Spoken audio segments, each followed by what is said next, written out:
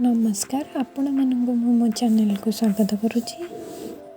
आज आम बरकोली खटा बनैबा।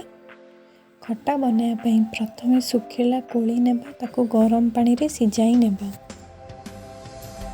तापरे गोटे पात्र रे अल्प सोरिष तेल पकाई गुड़ आवश्यक परिमाणर पकाइबा।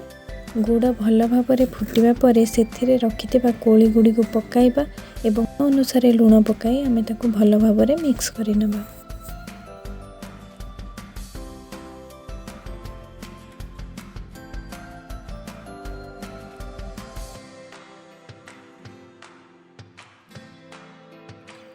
तेंतुली को गरम पानी रे फुटाई तार रस काढ़ी नेछि ताकू आमे आम खटारे पकाइबा। अल्प समय फुटाई ठंडा हेबा पई छाड़िबा।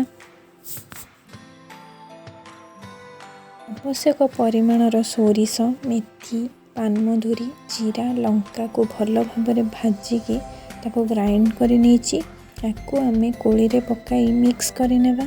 तापरे आमे सेथिरे अल्प परिमाणर विनेगार पकाई मिक्स करि नेबा। विनेगार पकाइवा द्वारा टेस्ट रे बैलेंस रही थाए एवं खटाटी बहुत दिन पर्यंत रहिबो। तापरे आमे याको गोटे दिन खरा रे देबा। आम खटाटी रेडी हो जाइए। आम याको खाई परिबा एवं बहुत दिन पर्यंत स्टोर करके रखि परिबा।